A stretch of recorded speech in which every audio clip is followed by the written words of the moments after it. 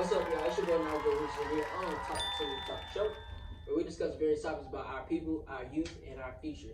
And today I have a very, very special, wonderful guest. My best friend, my homegirl, my girlfriend, Miss Janasi Rawlings, here today on the show. And today we're going to talk about the gap between education and employment. All right, so to start off, too much coursework and not enough field training. So we talk about employment. So a lot of jobs they're looking for like people who have this type of skills, this type of training, and this type of experience. But on top of that, how much of a degree do you have? Do you have just your bachelor's? Do you have a master's and stuff like that? And a lot of people are depending on what field you're in determines what type of jobs you can get. I don't know. I feel like it's a disadvantage to people like in college, for instance. So, okay, me, I'm a political science degree and an international. So rather than, people boosting that up like, oh, you have to be an attorney, oh, you have to be in government and stuff like that, which is true because political science is government, learning legal systems, learning like legislative trends. But then at the same time, I've been pursuing this since high school, and when I get to these jobs, when I go to these employers and they kind of shut me out because, oh no, you actually, it's like they're telling me it doesn't count. So these employers, they look at it like, oh, well, that was in your undergrad, that wasn't like graduate.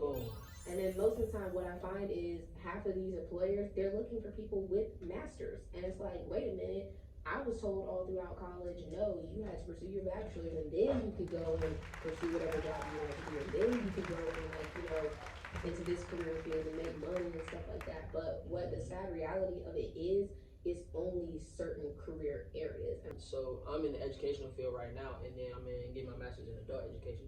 So which is cool and all, but it's just like here in North Carolina, I have to have me being a teacher for 2-3 years, and then being under an assistant principal or principal for a certain amount of years just to do what I want further on in life. Which is kind of crazy because if I want to move to Texas, for example, like now, which we're looking into moving into Texas pretty soon, yeah, Texas, go ahead. So, but we're moving into Texas, just like a lot of those jobs up there just require experience. And it's saying like, do you have at least 3 to 4 years of experience doing this and doing that? And it's just like, I have 3 plus that doing what I've been doing and I enjoy doing it. So it's just like, what other ways are there to show you? So, okay, if I worked as a legal assistant or I worked as even just like a receptionist, I'm getting paid the same wage as like a fast food worker. Like that's just the reality of it. It's like that's not fair because I had a fast food worker, I respectfully has a high school diploma or they should not still be getting the same salary as I am because I put in 4 years of education and once again money to get this title, to get this reward or whatever that's supposed to advance me. And that's another thing I think about too. Like a lot of people that's working in like warehouses and factories and stuff like that, they're making about 15 all the way up to like 18 hours, up to like 19, 20 an hour, depending on what type of factory you're in. Versus a job with a degree. And then another thing too, the people in the factory, they're working 15 to 18 an hour, 15 to 18 an hour, working 40 plus hours a week. Like that's what they're getting offered. Versus someone with a degree where you're getting offered like less than that with less hours on top of that. Like I know people with a bachelor's degree who have friends that's making more money than they're working in factories, and not just from saving up, but literally like getting paid weekly or bi-weekly versus the person with a degree that's getting paid monthly. These like 2-3 bands at a time. It is important to have a degree. It is, don't get me wrong. Education is very important, y'all. Don't get that wrong. But most importantly though, a certificate and internships and stuff like we talked about too is really what's gonna get you further than a degree. Because it's cool that you have a degree, but it's like, what have you done? That's the most important. Like, what have you done? How long have you been doing it? Who are you working under? My mom, for example, my mom has a couple of degrees and stuff like that, but at the same time, she has all these different certificates and stuff, and from like different trainings and all this, like small little trainings that could have been like a 2-month training or something like that, and get a certificate off of that. And really, that's what got her all these jobs that she wanted. It's just like, cool, you went to college, you went to A&T for a while. That's nice, that's great. What have you done in the community? You want to work with kids. How many kids have you worked with in different field areas and stuff like that? And it's like, I've taken all these different classes learning about kids, which is cool. But it's just like, did you apply that? I also feel like that's kind of a backtrack on companies because they know because I have a degree, you have to pay me more. And that's where I feel like, all right, so it's easy for me to pay someone who just has a high school diploma because they just have a high school diploma versus someone who has a degree. So, do you think that there is a disconnect between the modern day workforce and the education system now? And where do you see education going, like in the future, as far as education versus skills?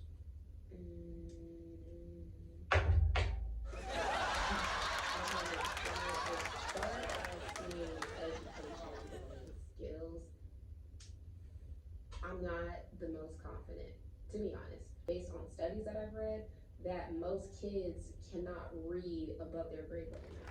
Like, most kids don't really understand arithmetic or even know how to do basic functions like cursive writing. And at the same time, when they do get to that stage, it's like you have this expectation on them that they're supposed to know how to do it. Okay, here's my thing with kind of the gap, so you say.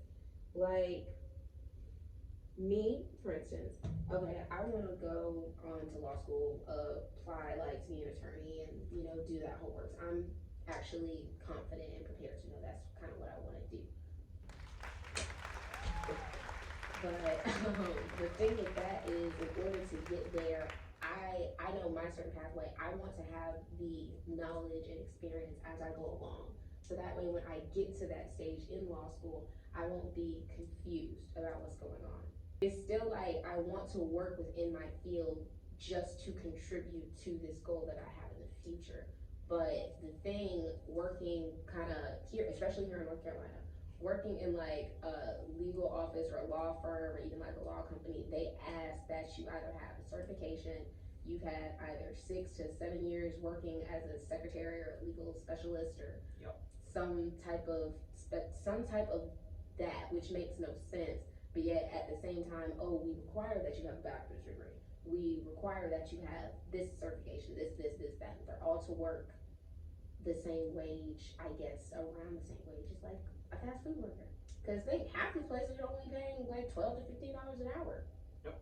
And I say like another big gap that I'm really just thinking about is like, they always say no matter what you do when you go into college, you're not always gonna go into the field that you get your degree in. And that's another thing that's a part of the big gap, because if me, for example, I'll say me, for example, I'm in communications going into education field. So there's different tests and stuff that I could have taken going into if I would have had education, if I would have had a degree in child education and stuff like that, which would have been more beneficial to me on paper. On paper, that would have been beneficial. But the fact that I have a degree in communications and I did some stuff in communications, but I also did stuff in education, and that's what I'm more passionate about. Mm-hmm. And then it's like, that's where that gap comes in, because there are other positions I want to apply for, not just being a teacher. Okay, and being in administration too, and that's another little gap. I kind of want to ask this. So you always hear the trend kind of like, like how they tell you when you first get to college, your freshman and sophomore year, you really should be focused on like your general ed classes and stuff like that. Your junior year, that's when you actually kind of declare your major, what you actually want to go into, what you want to study. And then that's also your junior year when you go and do internships, and you actually do have the option of going and get certifications just to enhance when you do graduate. Mm-hmm. Senior year, we know seniors, we don't really care about senior year. It's just like the timeline that somebody taught me was like, you have your freshman year, you're supposed to come in, declare your major. If you haven't, a lot of people are already forced by their high schools to declare their major before go in because it saves time, which is cool. And then by your sophomore year, you should be still doing your coursework and stuff like that, and you should be looking towards internships. By your junior year,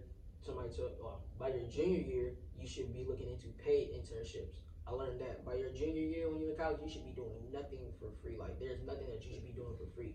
Like, even if it's like freelance and you're trying to build your own business and stuff like that, you still gotta sell something. You still gotta make money because there's money to be made, and then you're putting money out to make money, which is cool. And then by your senior year, like you said, that's really like the real chill zone. You should already have in mind what you want to do, applying for different jobs, applying for grad school and stuff like that. And I always suggest, like, when it comes to education and employment, another gap is the degree.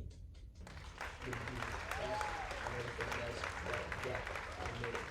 From the future of education versus employment. And so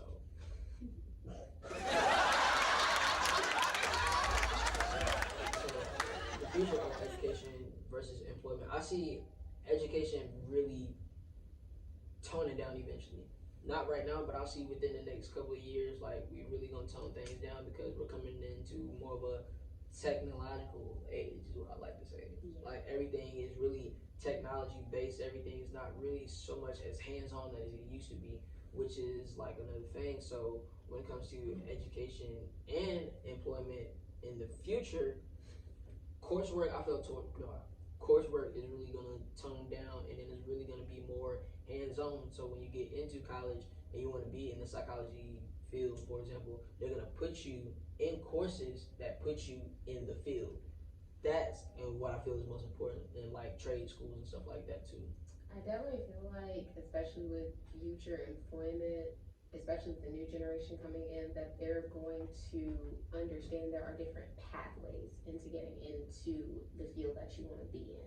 Like, as we were taught kind of, okay, you had to go to college to kind of get into the field that you want to be in and work your way through that. It's like now we're discovering there are other ways. Alright, y'all, so that is the end of this episode here on Talk to Me Talk Show with our very special guest, Janasi Rawlings and I today. Thank you for having me. And where we talked about the gap between education and employment. So do you think that there is a gap between education and employment? Where do you see it leading in a few years? And what are your thoughts, like just overall in general? So yeah.